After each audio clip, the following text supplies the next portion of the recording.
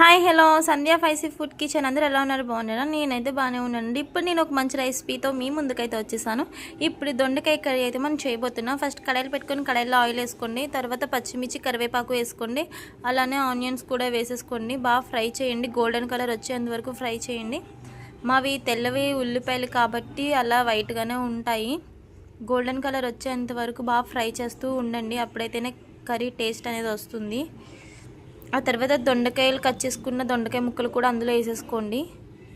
ఇలా చిన్న పీస్ అయితేనే బాగుంటుందండి. పొడవుగా కూడా బాగానే ఉంటుంది. మీకు ఎలా నచ్చితే అలా కట్ చేసుకోండి. మరి కొన్ని వీడియోల కోసం మా యూట్యూబ్ ఛానల్ సబ్స్క్రైబ్ చేసుకోండి. అలానే కొంచెం సాల్ట్ కూడా వేసేసుకోండి. సాల్ట్ వేసుకుంటే కొంచెం అవి బేగా ఫ్రై అవుతాయి దొండకాయ అనేవి. అలా ఫ్రై చేస్తూనే ఉండండి. తర్వాత కట్ చేసి పెట్టుకున్న ఒక టమాటా అయితే సరిపోతుందండి. టమాటా పీసెస్ కూడా అందులో వేసేసి బాగా ఫ్రై చేయండి.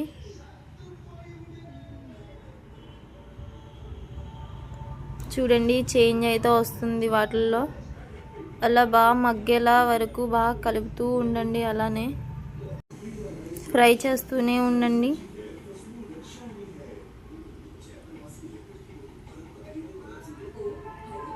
అలానే అల్లం పేస్ట్ కూడా వేసుకోండి. కొంచెం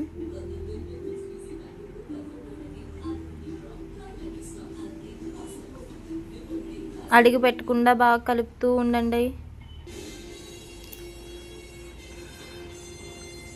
ఆ తర్వాత కొత్తిమీర కూడా వేసేసుకోండి. అలానే తగినంత కారం కూడా వేసుకొని ఫ్రై చేయండి.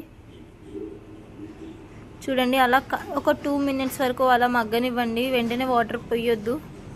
అలా 2 మినిట్స్ అలా మగ్గనిచ్చారనుకో తర్వాత మీకు సరిపోయిన వాటర్ అయితే పోసుకోండి. చూడండి అదైతే కొంచెం దగ్గర పడుతుంది. కూర అయితే దగ్గరికి వస్తుంది. స్మెల్ అయితే మాకు చాలా బాగా వచ్చింది.